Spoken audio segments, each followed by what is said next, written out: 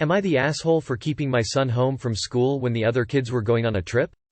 I'm in a bit of a hot water at my son's school. He's graduating from high school next month, and it is customary in my country for the children to go on an overnight trip all together, organized by the school, as part of the graduation celebration. This trip took place Wednesday to Friday last week. My son is autistic and simply could not handle going on the trip. He has hyperacusis, very sensitive to sound, and an array of issues associated with his autism, which makes it excruciating for him to sit on a loud bus with the other kids, as he frequently needs to take breaks and walk away when the overstimulation gets unbearable. In short, the trip would have been hell for him and undoubtedly caused him breakdowns and overall an unpleasant time for everyone involved, especially since there were no plans for him to have special support or a designated person. Now the school rule is that the kids that don't go on the trip have to go to school like it were normal school days. Except he would have sat there with the younger kids studying because there were no classes for him alone. I however decided to keep him home the day the other kids left and give him a trip of our own. He did show up second day while the others were away, but I was asked why he didn't show up the day they left, and he got a write-up for absence. My reasoning is that it is cruel to have a kid not only miss the graduation trip because of his disability, but on top of that force him to sit there watching his peers excitingly talk about the trip and drive away while he crunches math. His teacher tells me I was wrong for keeping him home, that this is school policy and I had no right to make him miss school. I think the policy is wrong and punishes children that are unable to make it for one reason or another, but is plain up cruel to kids with disabilities. My son did not get the day off to play hooky. I paid for a helicopter ride for us to go see a nearby eruption up close, and we even picked pieces of freshly molten lava, pumice, in case he needed to demonstrate through a show and tell that he was learning. It was a true once-in-a-lifetime visit to an ongoing eruption, but I haven't discussed what we did with his teacher because I frankly haven't wanted to make more of an issue about the whole thing. Was I in the wrong here? Should I have made my son go to school and watch the older kids ride off on the graduation trip while he spent the day learning with the younger kids? And #X200B. Edit. Answering where the kids were going and what he thought about it. They were going to a sports camp of sorts, to a small town by a warm lake with a nice pool. Great area for hiking and a gymnasium, small sports arena where the kids would have been doing all kinds of sports. Sounds like heaven for most kids, but he described it as pure hell and went into detail about how every part of the trip would be excruciating for himself. How loud the bus ride would be. Arg. The singing, sick. How he wouldn't be able to have peace to himself. How he'd have to sleep with the others. How loud they were. How loud the cantina would be. How loud they'd be while hiking, and how he'd be made to follow the group. How he hates group sports. And on and on. He laid it out well. He would not have enjoyed himself, and very likely I would have had to drive and fetch him after a meltdown, where all he wanted was peace and quiet and time to himself. Personally, I don't think there's anything wrong with him. My family came from isolated fjords. We were not made for city life but do great alone in nature with animals. Not the asshole any chance of flipping the script and asking the school how they will compensate your son for excluding him from an activity that he was unable to participate in due to a diagnosis of a developmental disorder, which could result in a disability. Edit to add. Another poster indicated that autism is a developmental disorder, not a disability. Thank you for taking the time to reply with education. At the same time, another poster who has a diagnosis of autism explained that it is a disability and that it prevents them from living a neural-typical life. Thank you for sharing your lived experience and acknowledging that it can be different for different people. Thank you for adding more context. Info: if he's sensitive to noise, how did he handle a helicopter ride? I've only been on tours over the mountains in a chopper, but it was constantly loud. Edit. I'm going with not the asshole. Thanks to everyone that tried to educate me on how some predictable noises can be bearable. I'm not afraid to admit my ignorance of the autism spectrum. Not the asshole. I understand why schools have attendance policies, but when someone has to miss a class trip, all their presence at school does is disrupt whatever class they get stuck in. You took him on a fun and educational outing. You did the right thing. I'm surprised that the teacher contacted you at all. If they did bother, it should have just been a formality. Not the asshole. There's more to education than school lessons, as you proved by providing him with a fun day where he was still learning but not missing out. My school did something similar where they organized a trip to go ice skating, except they didn't book enough transport. So by the time I tried to pay for my ticket, there was no more room for me. All my friends were going and I was expected to still go to school and do a normal day's work while all my friends went off and had fun without me. My mum let me stay off school. I was so grateful she did. I can't remember what I did, but it was better than feeling miserable all alone in school. Definitely not the asshole. But possibly coolest parent ever. A helicopter ride over a volcano. Badass. Thanks for having your sons back. The school can suck rocks. Molten lava rocks. Not the asshole you sound like an kick-ass parent, and his teachers sound like garbage. You definitely did the right thing here. Not the asshole you did good by your son, brought him to a much better place and on his own time. Why do you care about getting into hot water with the school since he has graduated from the school? You can also probably get a doctor's note to have the write-up removed from his file. Ask the teacher, is it school policy to punish an autistic student by not making accommodations for a graduation trip and then effectively giving him detention? Absolutely not the asshole. In fact, you not only looked out for your son's best interests considering his condition, but also gave him a cool experience he will likely remember for the rest of his life. Am I the asshole for being strict on leaving at the time I said we are going to leave? My 23F boyfriend, 25M, has a history of being late and unprepared to pre-planned events, gatherings. Sometimes it can be annoying, but more often or not, it's really no big deal. Usually when he comes over, he'll say, "I'll be over in an hour," and magically that hour will turn to 3 hours. It happened on my birthday when he said he'd be over at 10 a.m. and he wasn't over until noon. And again when we were going to go out with friends and 10 minutes before we were supposed to meet he called to ask my opinion on a surfboard. He was at a sports store 30 minutes away. Though it can be a bit annoying, it's not like I have a time crunch, and it usually doesn't bother me except for the following time. We took a trip to a place about a 6-hour drive from where we are. We were going to leave right after work around 6 p.m., but we didn't leave until around 10 because he was simply late to come pick me up. It was one of the worst drives because we were both extremely tired. We had to stop at a rest stop to sleep for a couple hours. We woke up at 4 a.m. after awful uncomfy sleep in the back of his car and my dog peed in the car while we were asleep. We got to our hotel that morning at 8:30, 9 a.m. and slept basically through the day, taking away a whole day out of our vacation after a super stressful commute that was much longer than it needed to be as well as wasted an entire day to just recover. Knowing this, we are going on a trip tomorrow where next week I have to work on site, but we are taking this weekend to vacation. However, this specific trip is known to have awful traffic. Sometimes getting through 26 miles of part of the stretch can take between 40 minutes and 4 hours if you go at the wrong time. He is aware of this. I told my boyfriend that we are leaving my place at 1 p.m. to beat traffic. I would want to go earlier, but I know he is not an early riser. At 1, we are not coming into my place to get some food, or to bring things down to the car or to go to the bathroom. We are leaving my driveway at 1 exactly and no later. Earlier if possible. When I said this he got kind of annoyed and was passive-aggressive towards me for the rest of the conversation. I sensed this and told him about how much our last trip sucked because instead of traveling for 6 hours we traveled almost 11 hours and then wasted a whole day sleeping it off. He said, yeah he gets it, but that I'm making the trip stressful and it makes him not want to go at all. 4 hours of bumper-to-bumper traffic is so much worse than leaving on time emo. But he says I am stressing him out by setting such a strict time with high expectations which, in his words, gives me, asshole-like qualities. Am I the asshole for insisting we leave right at 1 o'clock? I could be the asshole because I didn't let him choose the time, but he originally wanted us to leave at midnight tonight. This isn't feasible because our Airbnb only checks people in from 3 p.m. 7 p.m., and I do not want to repeat the events of the last trip. Edit. My car is currently at the shop so I would not be able to drive on my own this time. Usually, we do drive separately to things because we live 30 minutes away from each other and it takes too much time to pick each other up. Edit 2. He does not have a set time he has to be at work. He works a salary job so as long as he puts in 40 hours and gets his stuff done, he can roll in at any time. Not the asshole. However, since your boyfriend has made it clear that he will not change, other than to be passive-aggressive, it is up to you to decide if this is a deal-breaker or not. It would be for me. Not the asshole. He's not upset that you're being strict. He's upset that you're holding up a mirror to his shitty behavior. Not the asshole. He's stressing you out with his proven past behavior.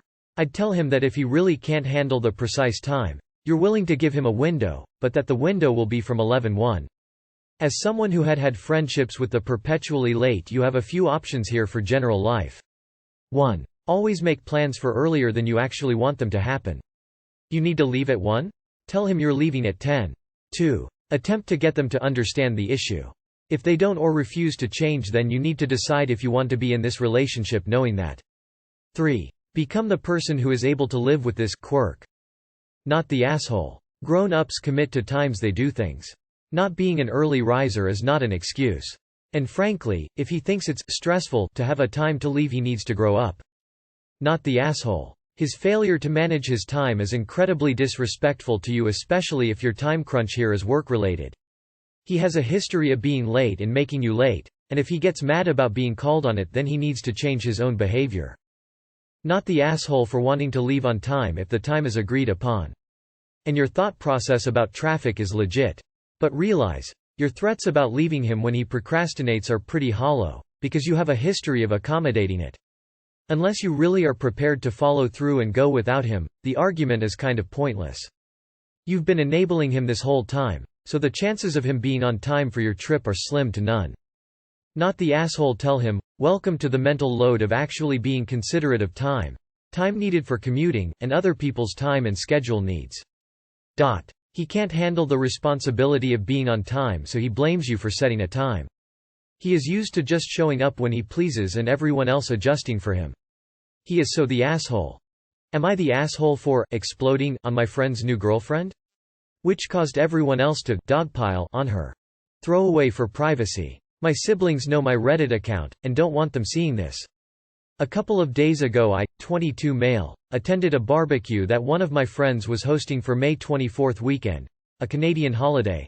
Don't worry, it was all outside, and we are all vaccinated, so we all felt it was time to finally see each other IRL. There was a total of only 6 people. At one point, we were all sitting around talking, and my friend's new girlfriend, we all hadn't met her until today, started asking random questions to get to know us all a bit better. My other friend and I actually share the same last name, Nguyen. If you don't know, Nguyen is a very common last name in Vietnam. So when she discovered that, she did what most people do and asked if we were related. And we told her that no, we're not related at all. But she just got confused and said, "But, you have the same last name?" So I told her the history of the last name, and told her that even my parents who weren't related by blood had the same last name before they got married. Even after explaining the origin of the last name, she made a distorted face and said, "Ew, so what, Vietnamese people are okay with incest? That's fucked up," in a whiny voice I wasn't a way anyone past the age of 16 could make. And I'll be real here, I got hella offended by that, so I said, "Wow, racist much?" I literally just explained the origin and said my parents weren't blood related and you just go off like this? That's fucked up, you're fucking dumb as shit. Another friend chimed in saying, "Damn. Leave it to the one white person to bring in the racism and ruining the evening. We're all various ethnicities." While I didn't say it, I'm glad someone stood up for me at the time. Although I don't personally agree with that specific statement. I don't know why, maybe it's been the current climate of North America as a whole and a mix between drinking and smoking weed. Don't worry, it's legal up here in Canada. But that just caused others to dogpile and start calling her a racist. She tried to claim that it was just a joke, but no one was having any of it. Her boyfriend, our friend, tried stepping in to defend her, but that was just met with whipping noises. She started crying, and they left soon after that, and the night resumed. To be clear, I didn't really say anything after my initial piece, nor did I defend her or try to stop the dogpiling. My friend, who's dating the girl, later messaged me and called me an asshole for starting all of that, by implying his girlfriend was a racist. I told him it was implying, it just was racist. He left the group chat and no one has heard back from him. Am I the asshole? Edit. First off, I would like to thank everyone for their comments. Sorry for the delay in responses, but I had to help my mom out with the garden. Just to clarify a few of the repeating points that I saw in the comments. I did not in any way do whipping noises. I was cooling off smoking a fat joint, and I agree that shouldn't have happened, but I can't control what my friends do any more than anyone else. For the few who said it was wrong of me to say, "Leave it to the white person," I wasn't the one who said that. Again, that was someone else. After my piece, I just pulled out a joint and started smoking it. Just wanted to point out those two things, since I kept seeing them being brought up in the comments.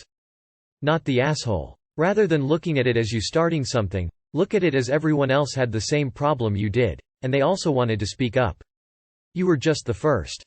Not the asshole. She did turn into Schrödinger's racist though. As soon as she got called out she pulled the "it's just a joke" card.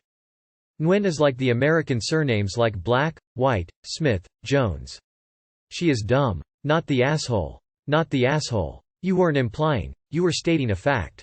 That statement was ignorant as hell. Also, I would be interested in learning Vietnamese naming conventions. I'm not familiar with how it works in your culture. Not the asshole. If your friend or his girlfriend doesn't know that girlfriend was racist, now they know. Y'all did them a favor. Nothing is funny about what she said, and she needs to not say shit like that again. Not the asshole, she's straight up racist. Ask her the same question about the last name, Smith. Countering racism with misogyny, the chorus of whipping noises, means you automatically cede the high ground. You're all bigots who deserve one another. Not the asshole. That's not a funny joke. Especially she literally just met you guys.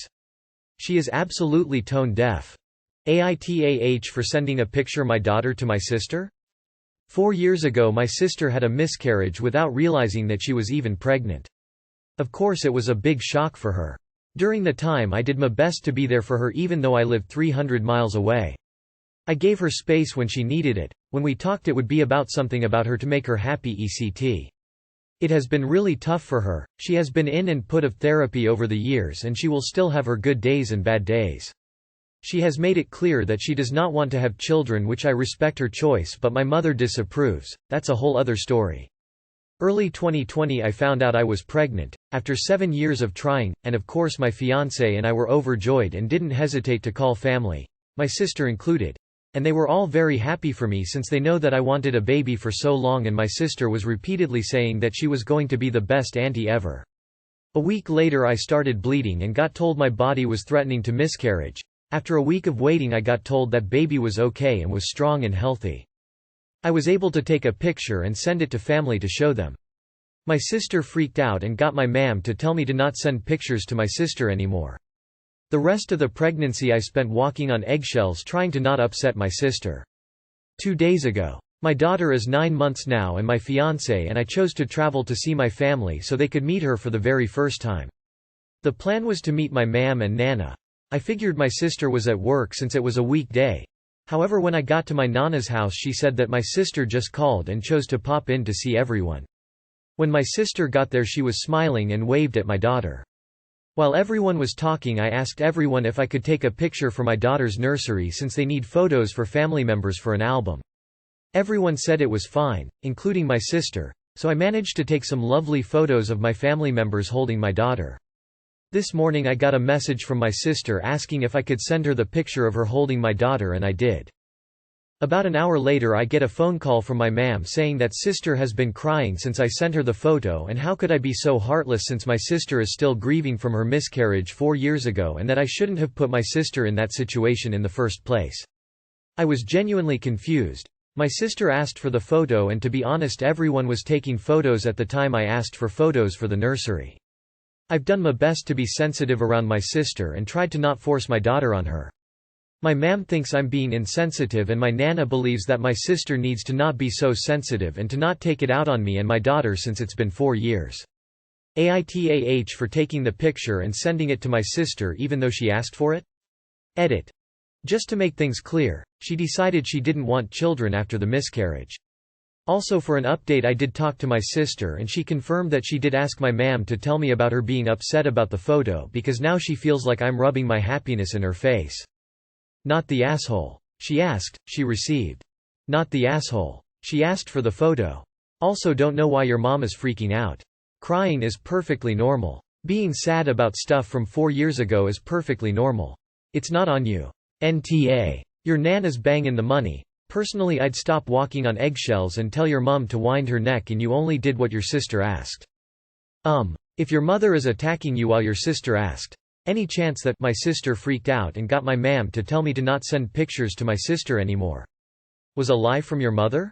Anyway, not the asshole. Honestly, it kind of sounds like your mother is the problem here, not your sister? Your sister is definitely not an asshole. Not the asshole. I've had a miscarriage after learning I was pregnant, and I would never tell a relative or friend that they cannot talk to me about their pregnancy and/or baby. Not to mention she asked for the photo. Did you tell your mom that your sister asked for the photo? Plus, it's been 4 years. If she reacts this way each time, I would suggest she do herself the favor of a few therapy sessions to reconcile herself with her loss. Not the asshole. And I'm sorry for the ignorance, but is it normal to grieve for a pregnancy she wasn't even aware of? 4 years later? Fact you even walked on eggshells about the happiest thing in your life is ridiculous and not what family is about. No assholes here except maybe for your mother. Maybe I'm wrong, but the way I read the situation is that your sister finally felt comfortable having a photo and that it was a bit harder than she expected. It upset her. That doesn't mean you have done anything wrong. She asked you for the photo. But it looks like she's doing exactly what she should. Slowly facing a trigger and managing the emotions that come out. If she needs to cry, then she needs to cry. Your mother might not be aware that she asked you to send the photo, in which case I understand why she would be angry at you. You can choose to, gently, ask your sister where she's at and if there's something you can do to help, or you can wait and see if she approaches you about it. This isn't anyone's fault. It's just one of those moments. Info: what was your sister in and out of therapy for before? She sounds like she needs to continue therapy. She didn't even know she was PG and doesn't want kids. I don't see how any of this is an issue. Either she's got something going on that needs help, or she's playing you and using these things to get attention. Either way, you're deaf, not the asshole.